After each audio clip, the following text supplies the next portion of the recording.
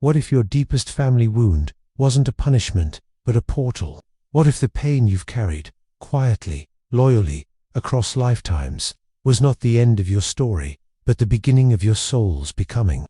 You may have wondered why you were born into that family, why your parents didn't protect you, why love was laced with fear, or silence, or invisible conditions, why, even as an adult, part of you still feels like a child, searching for something that never came. You're not alone, and you're not broken. This is not a detour from your spiritual path. This is the path, because somewhere beyond the veil, before this incarnation, before this body, your soul knew. It knew what lineage it was entering. It knew what karma it would face, and it said yes, yes to the challenge, yes to the alchemy, yes to the sacred contract that would awaken the very power you came here to remember. Carl Jung once wrote, "We do not become enlightened by imagining figures of light, but by making the darkness conscious." And nowhere is that darkness more ancient, more encoded, than in the family soul. You didn't just inherit your eye color or your last name. You inherited patterns, beliefs, fears, wounds, but you also inherited the sacred opportunity to break them. This video is not about blaming your parents. It's not about dwelling in pain or staying stuck in stories. It's about the spiritual courage it takes to look at your lineage and rise anyway. It's about remembering that your soul is older than your suffering, and that you were never here to carry the curse. You were born to end it. Long before you had a name, a body, or a childhood, your soul was already in motion. In the timeless space between incarnations, it didn't choose ease, it chose evolution. It chose the exact constellation of souls, patterns, and energies that would sculpt it, challenge it, refine it. This is the mystery of karmic incarnation, the idea that the family you were born into was not a random genetic lottery, but a sacred assignment, not as punishment, but as potential. In soul language, your parents were not just parents, they were mirrors, triggers, teachers. They held keys to ancient lessons your spirit had long been ready to face. The karma of bloodlines is not just personal, it's archetypal. Every family carries a myth, a psychic inheritance passed through generations: shame, scarcity, addiction, silence, control, martyrdom, pride, invisibility. And when your soul enters that lineage, it doesn't do so blindly. It recognizes the story, it feels the weight, and still, it says, "Let me go there. Let me be the one who remembers. Let me walk into that house and carry light where no one else could." This truth is not always easy to hold, especially when the wounds run deep, when love was absent or twisted, when you were not protected or seen. But understanding that your soul chose this doesn't mean excusing what happened. It means reclaiming your power from it. It means shifting the narrative from "why did this happen to me?" to "what am I here to transform through this?" And that shift alone is revolutionary. Because now, you are not a victim of your lineage, you are its evolution. The soul who stepped into the fire with the memory of light, still intact, the one who knows, this pain is not the end of the story. It's the part that activates your true beginning.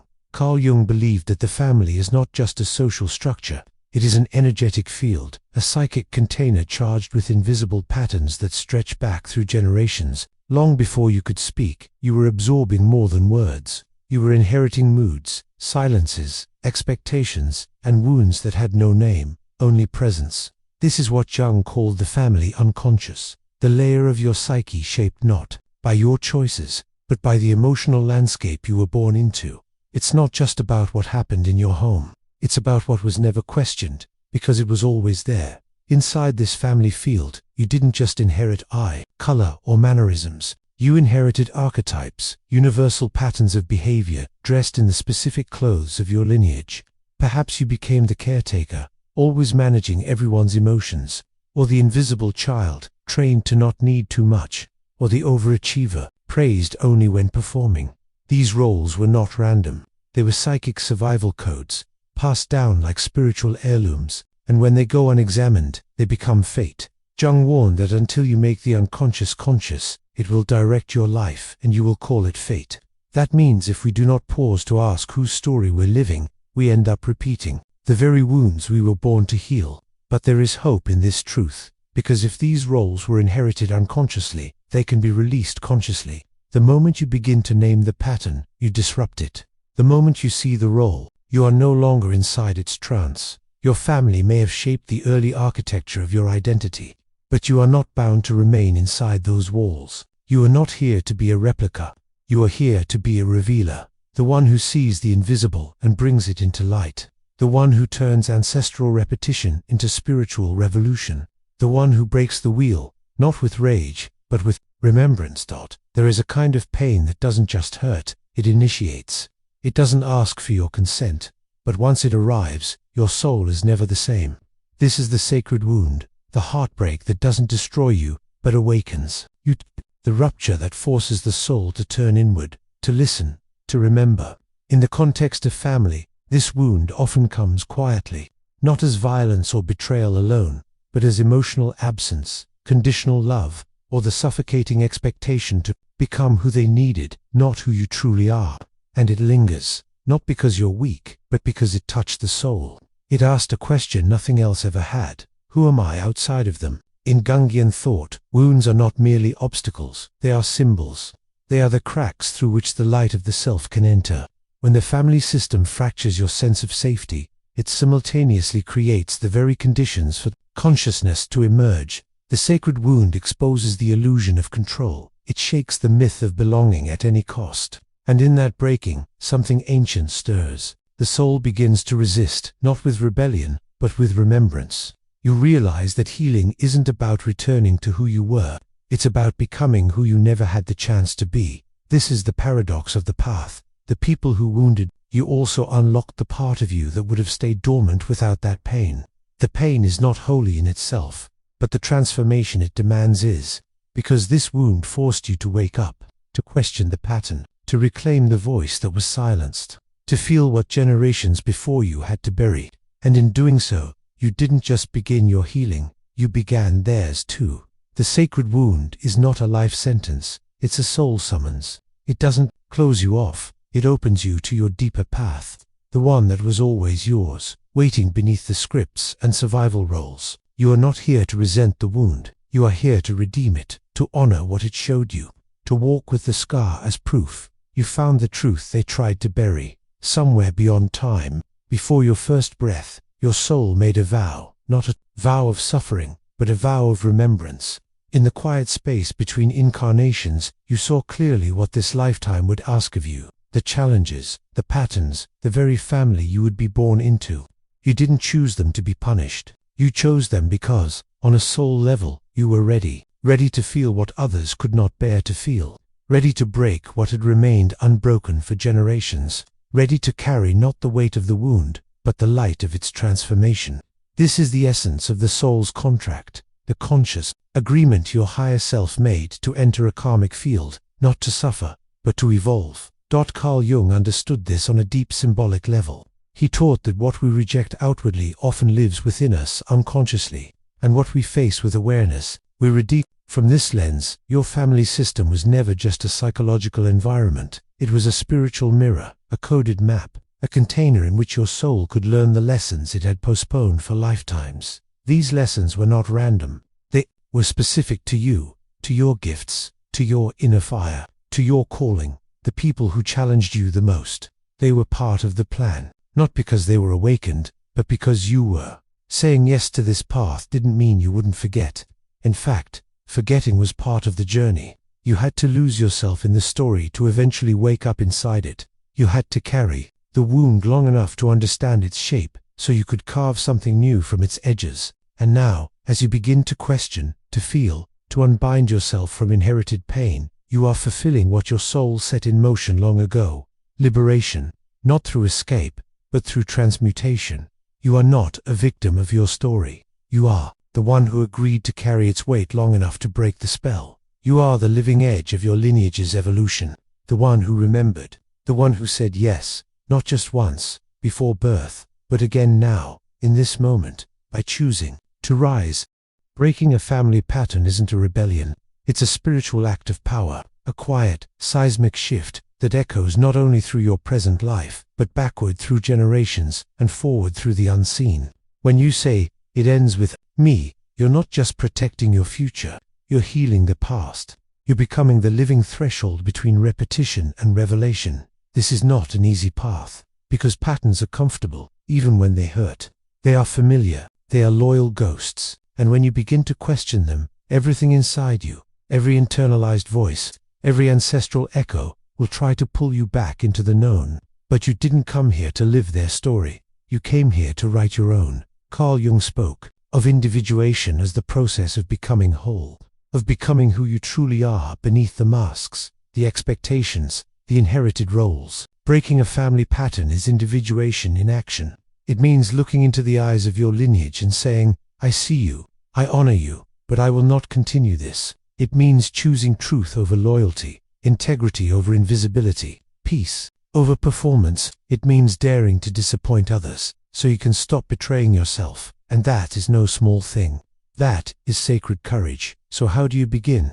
You begin by noticing what no longer feels like you.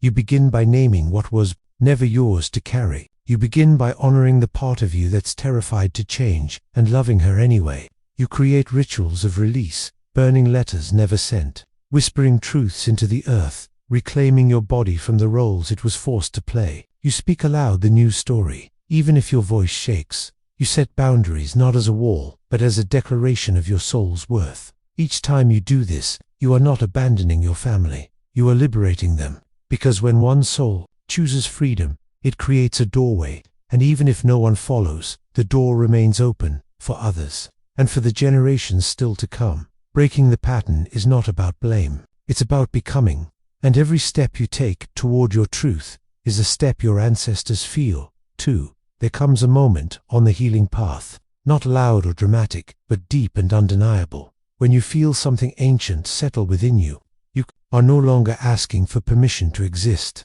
no longer performing to be loved, no longer shrinking to belong. This is the moment of return, not to your family, not to your past, but to yourself, to the soul that was always there beneath the conditioning, the survival roles, the inherited masks. It is a homecoming that doesn't require anyone else to understand, because the most sacred return is internal, a quiet reclaiming of your own energy, intuition, and truth. This is what Jung called the integration of the self, the soul stepping back into the center of your psychic life, no longer orbiting around others' needs or ancestral expectations. You begin to live not from trauma, but from presence, not from inherited scripts, but from embodied soul. And with this return comes a profound shift in vibration. You become less reactive, less eager to explain, less entangled in stories that once defined you. You begin to walk through the world with a new kind of power, not loud, not forceful, but unmistakably yours. Reclaiming your path doesn't mean cutting ties with everyone who shaped you. It means untangling your identity from the contracts you never truly signed. It means loving people without abandoning yourself. It means living as if your soul was not broken by what happened, but revealed through it. And this is the quiet miracle, that the very pain which once distorted your truth is the same pain that led you back to it now. You see your family not as gods or enemies, but as fellow souls on their own journeys.